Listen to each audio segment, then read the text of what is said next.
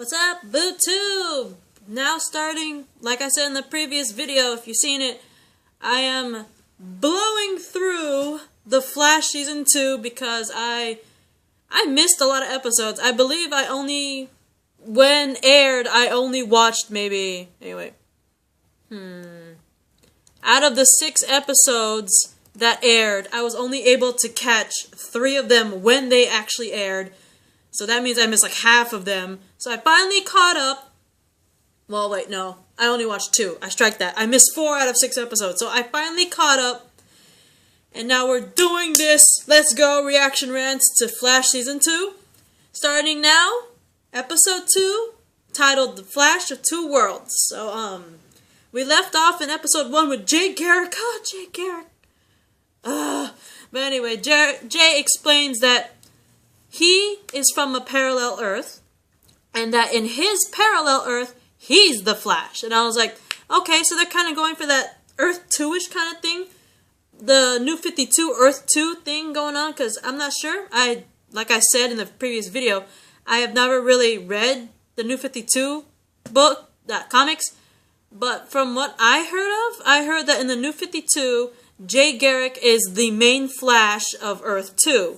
So, I'm guessing they're going that route. But anyway, basically Jay's like, yeah, I'm from a parallel Earth, I'm the main Flash from that Earth, and I was battling a demotic speedster by the name of Zoom, and then all of a sudden that singularity, which happened on Barry's area, that happened also on his Earth, and apparently sucked him in like a vacuum cleaner, and brought him over to Barry's Earth, and apparently lost his speed force.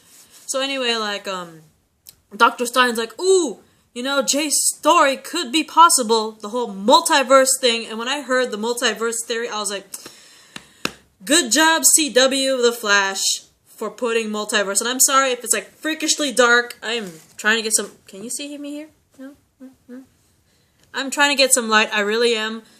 But, like, basically, they brought in the multiverse into this, which I thought was hilarious, because that is what DC Comics is most known for, is the multiverse. We got Earth 1, Earth 2, Earth 52, they're everywhere. So the fact that they're bringing the multiverse theory into this is awesome. And the fact that Dr. Stein himself actually calls their world, Barry, Dr. Stein and all them, he calls their Earth, Earth 1, which I was like, so good. So good. I was so happy hearing that. And then he said, Jay Garrick's world could be Earth 2. And I was like, brava. Brava to the creators of CW's Flash. Brava. Ra-ra-ra. But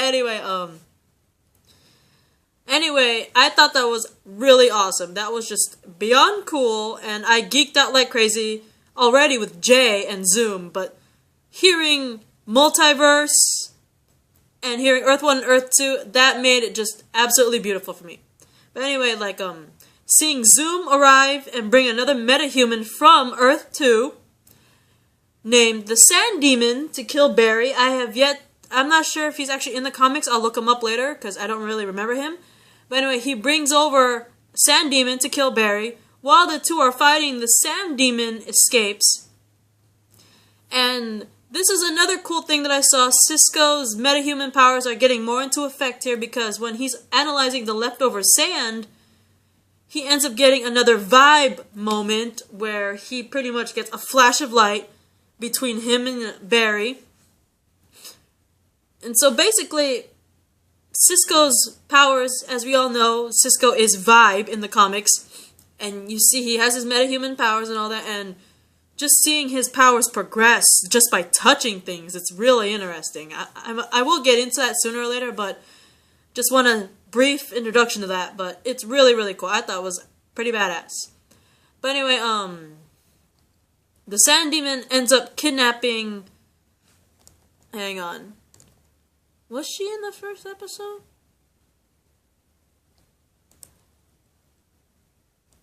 Well, anyway, I think I forgot to mention someone in episode 1 because I'm stupid. Man, oh my god, it's dark. Hang on. I'm gonna pause. I am so sorry. It's like freakishly dark. I had to pause the video, which I love this feature on my tablet. I could pause. But anyway, sorry, it just got too dark and you barely see me in this video. But anyway, I forgot to mention someone in episode 1, which is the new officer named Patty Spivot. I believe it's Spivot. And I actually remember her in the comics. If you guys remember in the comics, Officer Spivot worked with Barry in the, I believe, the crime lab. I believe it was a crime lab. But, like, also the fact that she did have somewhat of a superpower name. From what I remember, I believe she did. I have to look that up later, but, like, she was in the comics. She is very well known with Barry Allen. She did have a superhero name. I just don't remember what that name was. And she had an association with a character named Bart Allen. If you guys know who Bart Allen is, hey. But anyway, if I remember also correctly, in the comics, Patty ends up getting killed. But then in the New 52, I heard that Barry in the New 52 ends up rewriting, oh my god. But in the New 52, Barry ends up rewriting pretty much history to the point where in the comics, Patty ends up alive, and in that universe, Patty and Barry end up together, and Barry's not married to Iris. So here in episode 2, Officer Patty ends up getting kidnapped by the Sand Demon, and Jay Garrick, being an awesome badass, teaches Barry how to spin like crazy and hurl lightning, because they're like, oh, this guy's like sand. Maybe if you hurl light, you know what happens to sand when lightning strikes it? It turns to glass, right? So basically Jay teaches him that, which I think is totally awesome and pretty cool, because it is true. Lightning hits sand and becomes glass, which I think is pretty cool. Too bad I can never try doing that because I'm scared of getting electrocuted. But getting struck by lightning, not gonna happen. But anyway, Cisco manages to use his powers again by pretty much touching the sand particles, and because of that he ends up finding out where Patty's located, tells Barry, and Barry, being awesome, uses that new ability that Jay taught him and turns the Sand Demon to glass, and it shatters, and it's awesome.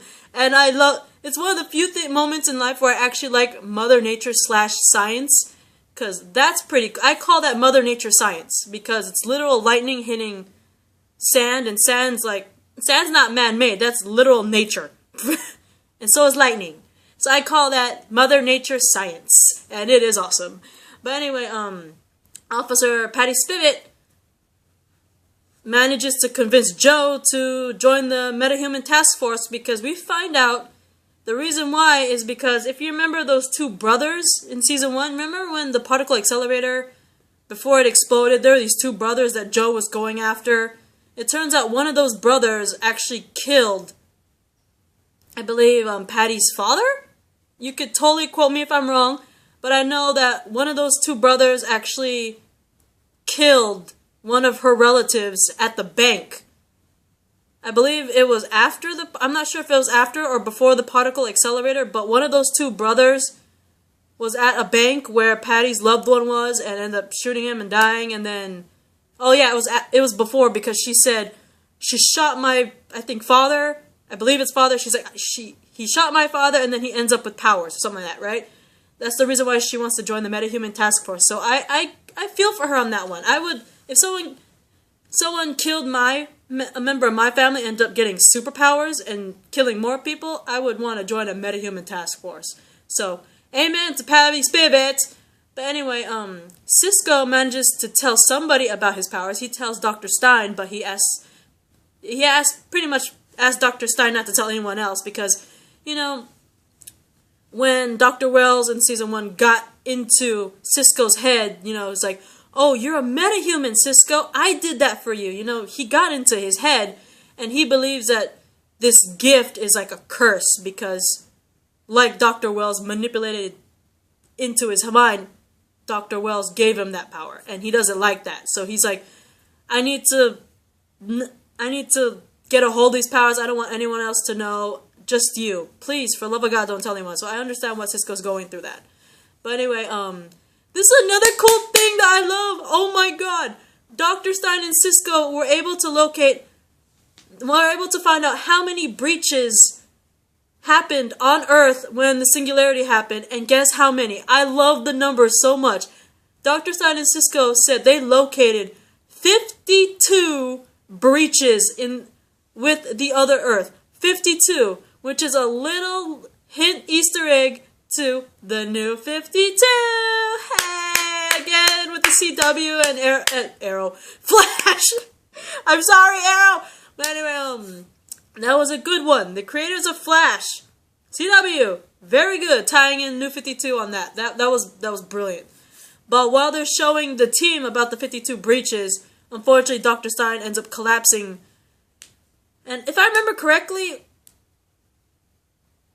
yeah, he just ends up collapsing. And sorry, I'm thinking of something else. That was in a different episode. I believe that's episode 4.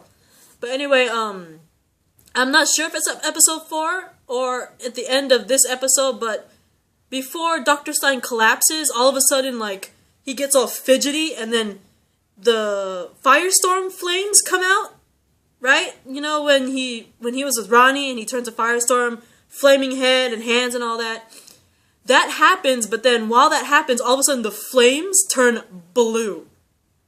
Like, whoa, it turned blue. And then he collapses, and I was like, oh, does that mean Dr. Stein can't really survive without someone for the firestorm thing?